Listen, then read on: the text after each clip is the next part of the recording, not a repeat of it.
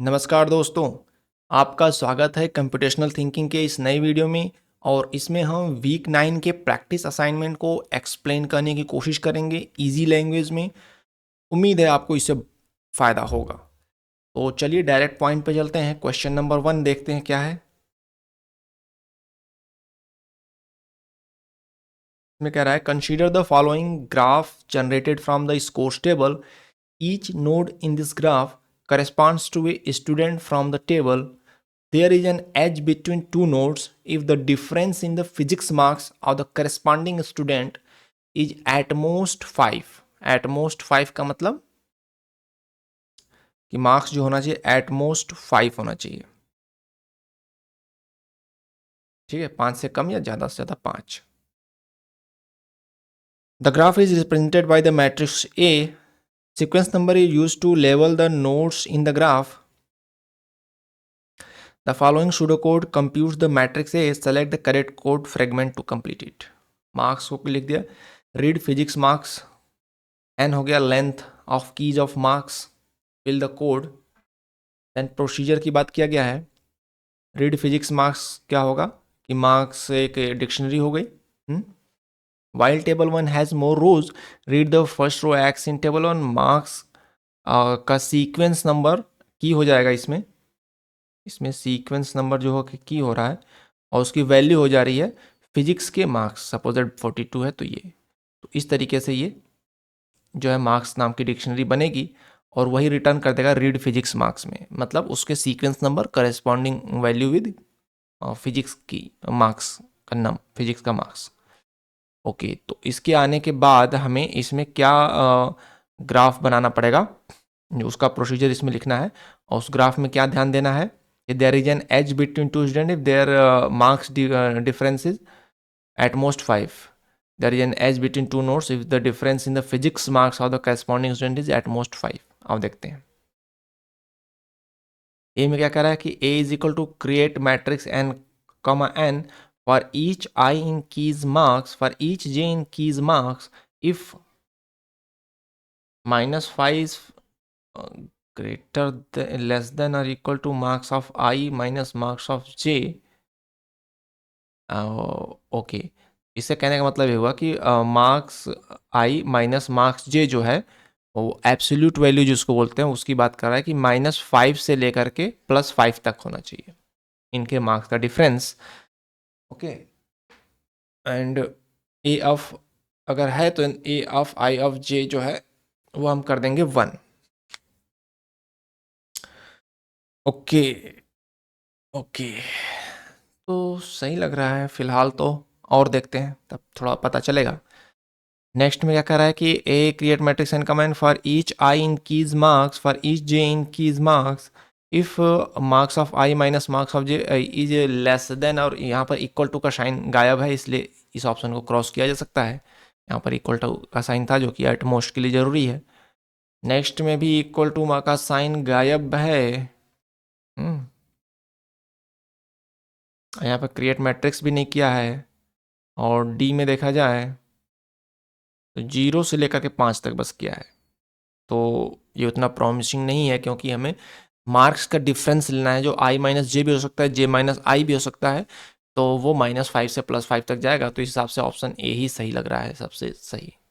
ठीक है, -5 से लेके +5 तक आंसर क्या है, यही से। ठीक है, आगे चलें। आगे कह रहा है कि स्टेटमेंट है कि consider the following table containing the scores of n student in a class.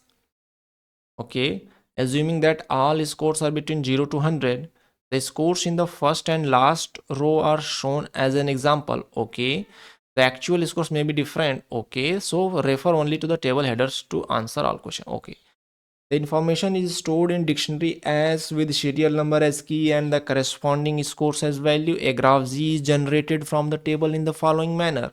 Given a pair of student I comma j, there is an edge bit from I to j if and only if i's score is strictly greater than that of j। अगर i का score j से ज़्यादा है तो pair होगा। तो मतलब H होगा आई टू जे.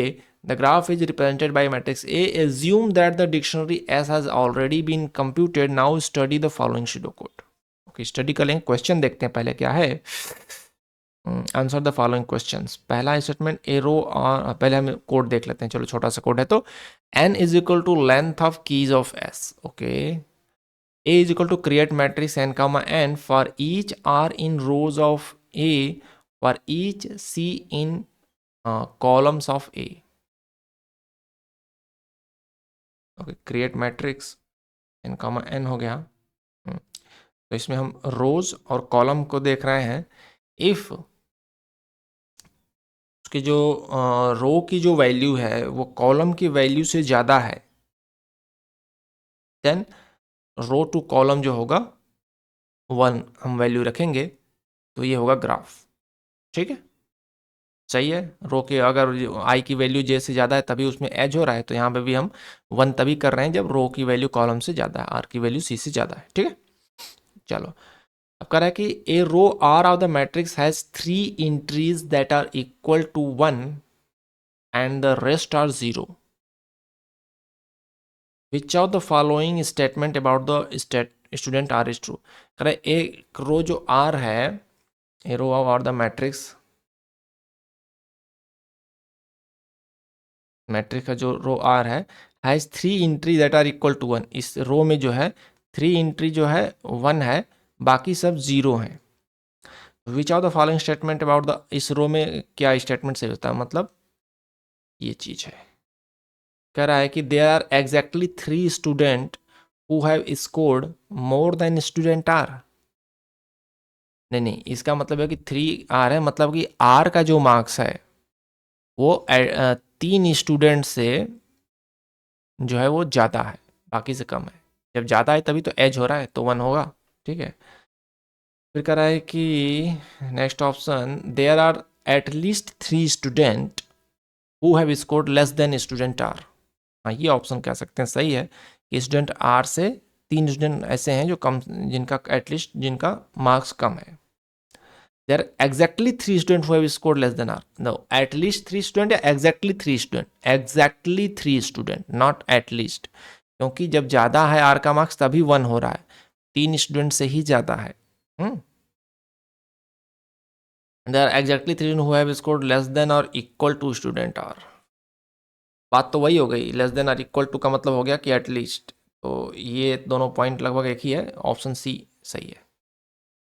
ठीक है, एग्जैक्टली 3 स्टूडेंट हैं जो कि आर से कम है, तभी आर से लेकर के अदर स्टूडेंट के बीच में 1 है, मतलब ग्राफ है.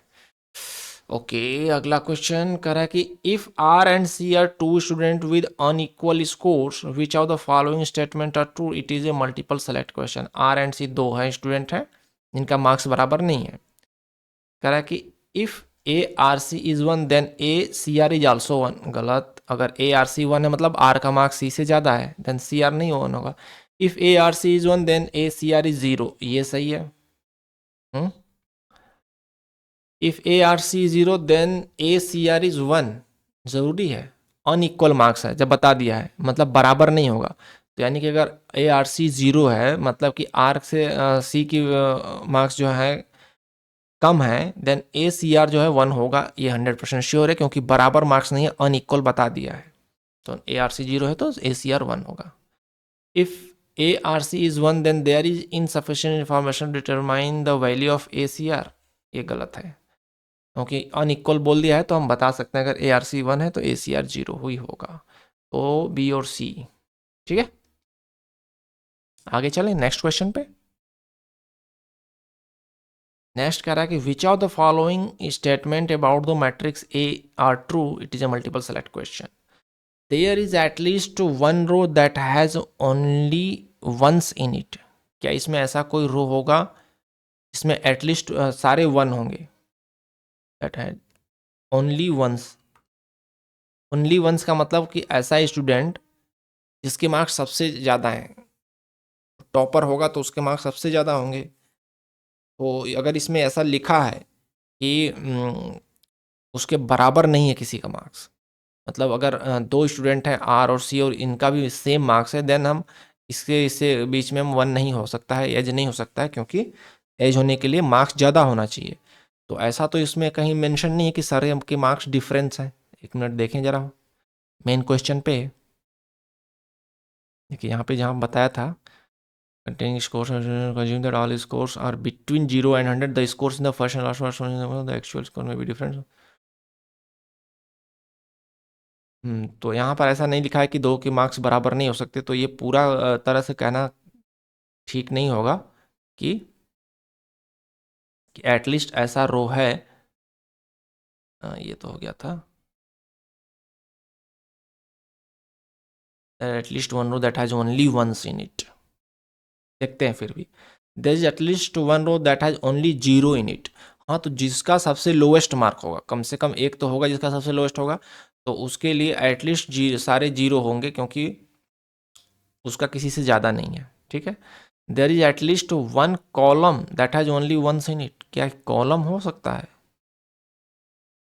कॉलम का मतलब क्या होता है कि जहाँ पे रोज वो होती हैं जहाँ से जो है तीर जो है जा रही है, और कॉलम वो होती है जहाँ पे तीर आ रही है। तो आने वाली तीर के लिए हम कह सकते हैं कि एटलीस्ट जीरो होगा। आने वाली तीर के लिए वन नहीं कह सकते, that is at least one column that has only ones in it, नहीं, that is at least one column that has only zero, ये हम कह सकते हैं, क्योंकि जहाँ पर तीर आ रही है उसका मार्क्स कम होगा, तो जीरो होंगी। तो ज़ीरो के बारे में हम श्योरिटी कह सकते हैं ये वाले ऑप्शन और ये वाले ऑप्शन के लिए, कि वन वाले ऑप्शन में श्योरिटी नहीं है। श्योरिटी नहीं है तो हम इसको टिक नहीं करेंगे, हम बी और डी को टिक करते हैं, क्योंकि हम जीरो के लिए कॉन्फिडेंट हैं। किसी ने एक का मार्क्स तो सबसे कम होगा, और उसके बराबर भी किसी का है तो भी कोई फ़र्क नहीं पड़ता है, ज़ीरो तो होना ही होना है। लेकिन वन वाला हम तभी कह सकते हैं जब सबके मार्क्स ये कंफर्म हो जाए कि बराबर नहीं है, तब एक टॉपर होगा तो उसके मार्क्स में से वन वाला एंट्री बनेगी। बट जीरो के लिए श्योर है, वन के लिए श्योर नहीं है। आइए आंसर देखते हैं क्या है, बी और डी। ठीक है, सही है, क्लियर हो गया मामला। वन भी हो सकता है, बट तब जब कहा जाए कि मार्क्स बराबर नहीं है, तब एक टॉपर होगा, उससे तो वन बनेगा ही। आगे चलते हैं नेक्स्ट क्वेश्चन पे। That question number 5 to 8 containing with the previous question assume that the matrix A has been computed, study the following pseudocode। चलो कर लेते हैं study. n is equal to length of keys of s, k is equal to 0, sum score is equal to s of k की जो value है, length of keys of s। अच्छा, n हो गया तो लिस्ट हो गया, और s हमारी डिक्शनरी है, उसमें k की जो वैल्यू है वो। Walk is equal to true, hops is equal to 0। इसको समझिएगा, एक मिनट।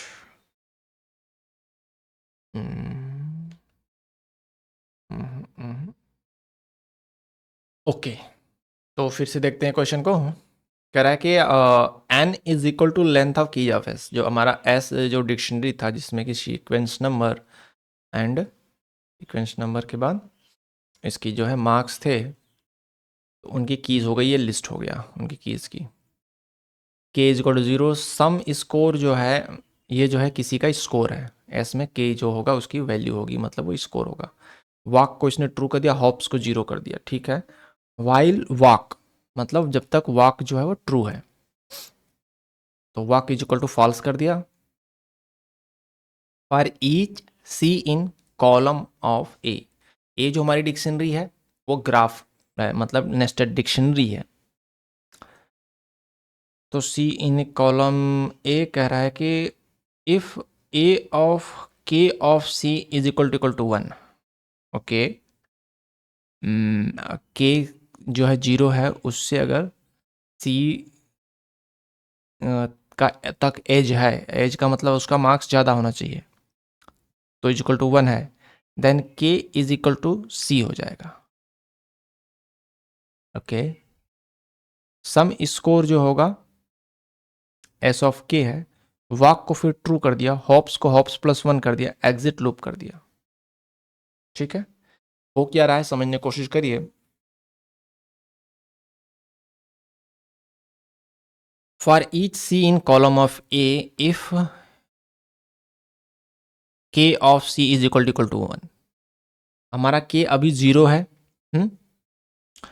तो 0 से लेकर के जो हम सी उसका हम इटरेशन करते जाएंगे कॉलम के लिए, जिस कॉलम में जो है कॉलम वाइज अगर 0 से अगर एज होगा 1 होगा किसी तक, तो हम के की वैल्यू को फिर सी कर देंगे, जहाँ पर एज होगा वहाँ वो वैल्यू कर देंगे। और सम स्कोर में क्या कर देंगे, उसके जो है मार्क्स हैं वो आ जाएंगे मार्क्स। वॉक को फिर से ट्रू कर देंगे, होप्स को होप्स +1 कर देंगे और एग्जिट लूप कर देंगे। ओके, मतलब एक कनेक्शन मिलते ही हम एग्जिट कर देंगे और फिर से हम सर्च करेंगे कि अब ये मान लेते हैं ये है पॉइंट ए 0 से स्टार्ट किया, 0 से लेके 1 तक एज है, फिर 2 तक एज है, फिर 3 तक एज है, इस तरीके से चलेगा। जहाँ पर एज नहीं मिलेगा तो वहाँ पर हम आगे बढ़ जाएंगे और इस तरीके से चलेगा। तो आइए आगे देखते हैं question.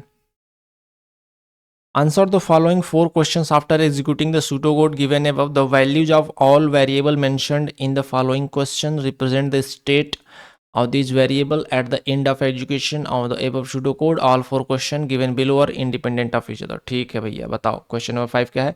Which of the following statement about the variable sum score is true irrespective of the contents of the score table? Sum score में क्या है वैल्यू उसका? It is equal to the score of student 0. It is equal to the score of student n minus 1.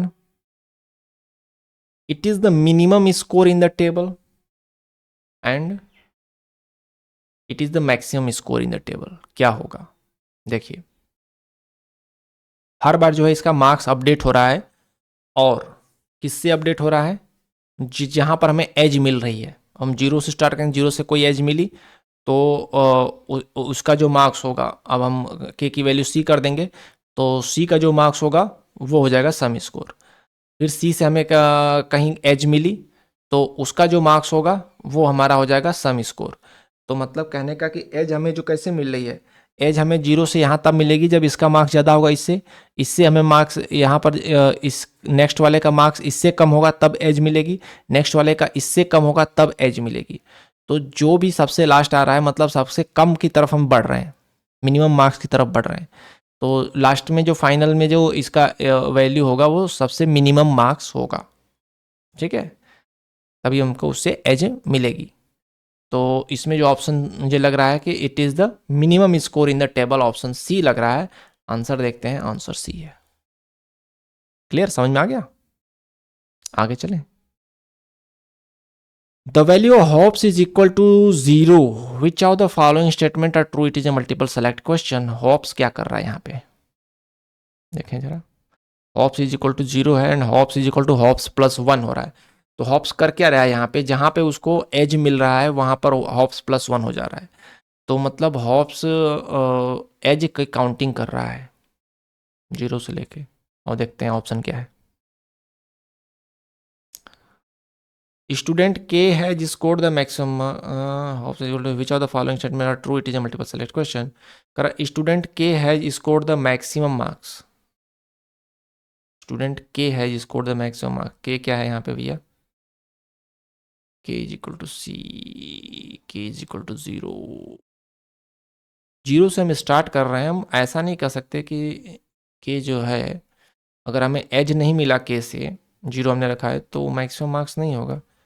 तो ऐसा नहीं कर सकते के हैज़ ए मैक्सिमम मार्क्स। के से हमने काउंटिंग स्टार्ट की है, देखा है, इटरेशन स्टार्ट किया है, ऐसा नहीं कर सकते। Student K has scored the minimum marks, the value of K is equal to 0, insufficient information to determine the value of K. देखो मैक्सिमम मार्क्स है ये भी नहीं कह सकते, मिनिमम मार्क्स है ये भी नहीं कह सकते, क्योंकि मिनिमम मार्क्स होगा तो फिर तो कोई एज बनेगी ही नहीं के से। The value of K is equal to 0, के की वैल्यू 0 है, नहीं के की वैल्यू अपडेट होती जा रही है हर बार ना, जैसे एज मिल रहा है के की वैल्यू अपडेट होती जा रही है, क्योंकि के इज इक्वल टू सी हो जा रहा है।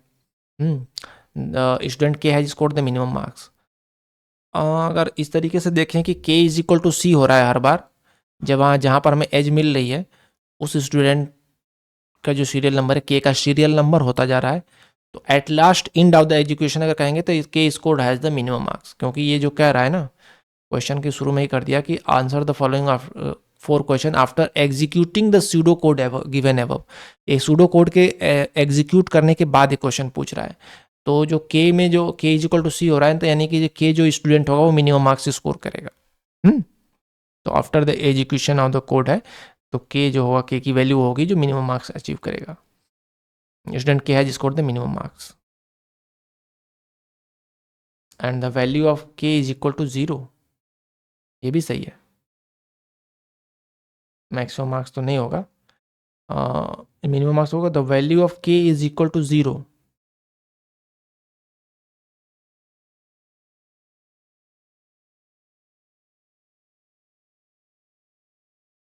तो के की वैल्यू तो 0 है, 0 से स्टार्ट हुई है, but after the end of the code के की वैल्यू जो हो जाएगी, के has scored the minimum marks.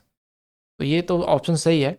और ये option the value of K is equal to 0 यह है, जब कोड हम स्टार्ट कर रहे हैं तो 0 है, 0 से स्टार्ट हो रही है। तो ये दोनों ऑप्शन ठीक है। क्वेश्चन नंबर 7 देखते हैं। The variable hopes satisfies which of the following inequalities. Hopes की वैल्यू क्या हो सकती है? होप्स जो है वो एज काउंटिंग कर रहा है, तो अगर n नंबर ऑफ स्टूडेंट हैं तो कितने एज होंगे? 2 स्टूडेंट को जोड़ने के लिए हम जो है एक एज बनाते हैं, तो n स्टूडेंट को जोड़ने के लिए हम n-1/2 बनाएंगे आई गेस। जैसे 5 स्टूडेंट हैं मान लेते हैं, तो कितने एज बनेंगे? अगर हमें 4 को जोड़ना है तो 1 2 3, n-1 बनना है।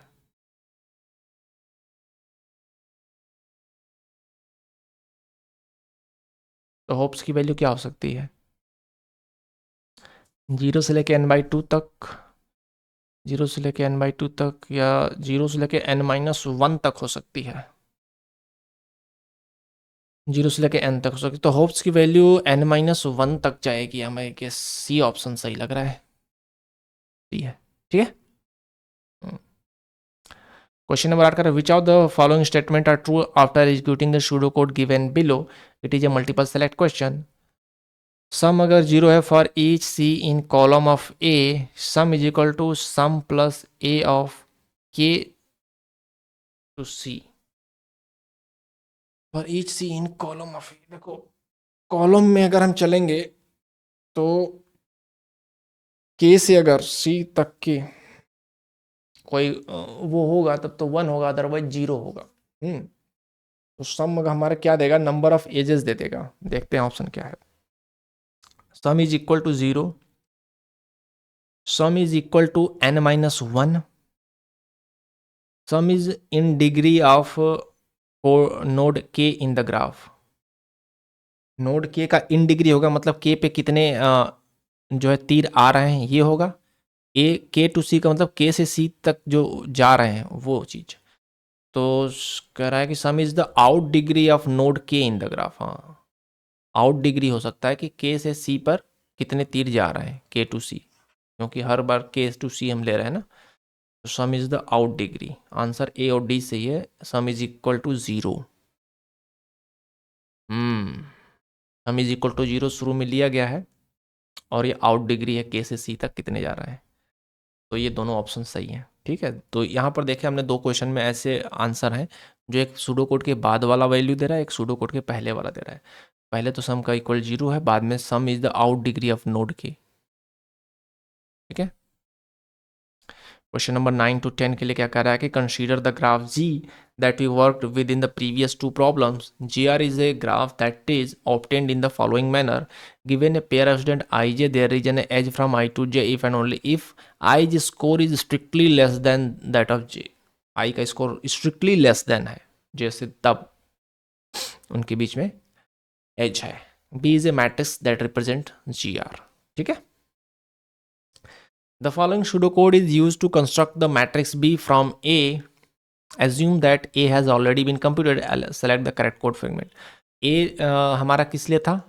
A में था कि A अगर R to C एज तब होगा जब R का मास जो है C से ज़्यादा है, और B में हम क्या कर रहे हैं कि अगर सी, आर टू सी अगर एज है तो आर का मार्क्स स्ट्रिक्टली लेस देन सी होना चाहिए, उसका उल्टा हो रहा है, ठीक है। तो आइए देखते हैं। N is equal to length of keys of A हो गया, B create matrix N comma N for each I in rows of A for each J in column of A, fill the code. तो कह रहा है A I J is equal to B I J is equal to A I J, मतलब जो उसमें जे to I की value है उसमें आई टू जे की वैल्यू हो जाएगी। B J of I is equal to A I of J, या if A I to J equal to one है then B I to J is equal to one कर दो, zero है तो one कर दो। और डी कह रहा है कि if J to I one है तो बी आई जे भी वन कर दो। ये मल्टीपल सेलेक्ट क्वेश्चन है, तो एम एस क्यू है, तो दोनों ऑप्शन मुझे सही लग रहे हैं, सी और डी। अगर आई टू जे जीरो है तो B I to J one कर दो, या इसमें कह रहे जे टू आई अगर वन है तो आई टू जे वन कर दो। ये दोनों ऑप्शन सही लग रहे हैं, सी और डी। और ई में कह रहा है कि वन माइनस ये कर दो, B I J is equal to one minus A I J. तो ये भी तो सही लग रहा है, क्योंकि अगर ए आई जे वन है तो बी आई जे जीरो हो जाएगा, और वो जीरो है तो ये वन हो जाएगा। तो ई भी सही लग रहा है। आंसर देखिए, ए बी और डी कह रहा है, ई वाला नहीं सही है, ए वाला सही है। ए वाला कह रहा है कि B I J is equal to A J of I, okay. B J I is equal to A I J, A कहना सही नहीं होगा, क्योंकि यहाँ पर आई जे और जे ऑफ आई, यहाँ पर हम जो है कॉलम एंड रोज की बात कर रहे हैं आई और जे के लिए। आई हमारा रो है, जे कॉलम है, तो रो टू कॉलम की एंट्री होगी जो यहाँ पर कॉलम टू रो वाली एंट्री है। अब यहाँ पर column to row J to I की एंट्री की बात कर रहा है, जो कि जायज़ नहीं है। कॉलम टू रो वही होगा जो यहाँ पर रो टू कॉलम होगा। ये गलत है, देखो क्या होगा, जे टू आई, ये स्टेटमेंट ही गलत है। आई टू जे हम बात करेंगे रो टू कॉलम की, ठीक है। आई से जे में जो एरो जाएगी तो इसमें जे टू आई जो कनेक्शन होगा वो हम बैठाएंगे, ठीक है। और सी और डी तो सही है ही, हमने बात किया था। ई में क्या गलती है, I to J is equal to one minus A I to J. E में क्या गलती है,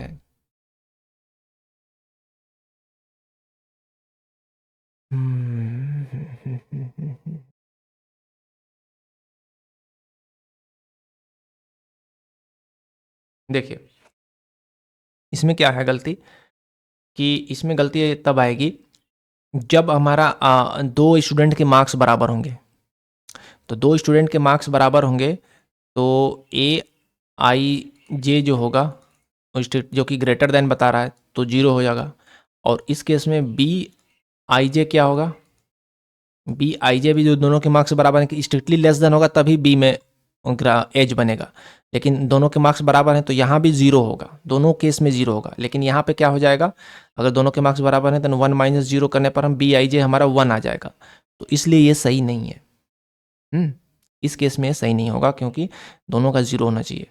तो ये वाले सही है क्योंकि वो बिल्कुल मैट्रिक्स को करस्पॉन्डिंग करके चल रहे हैं। ए और सी और डी मैट्रिक्स में जैसे उनकी वैल्यूज़ है वही वैल्यू प्लेस कर रहे हैं। यहाँ पर ये मैथमेटिक्स थोड़ा सा घुसा दिया और मैथमेटिक्स के चक्कर में हमारा गलत हो सकता है, इसलिए ये तीनों ऑप्शन सही है ओनली, ठीक है। आगे चलें। क्वेश्चन नंबर 10 क्या कर रहा है कि for a pair of node I comma J the following expression evaluates to true. A I J और बी आई जे दोनों बराबर है, दोनों के मार्क्स बराबर होंगे। Based on the above observation which of the following statement evaluates to true, S is the dictionary that represent the table in the previous question.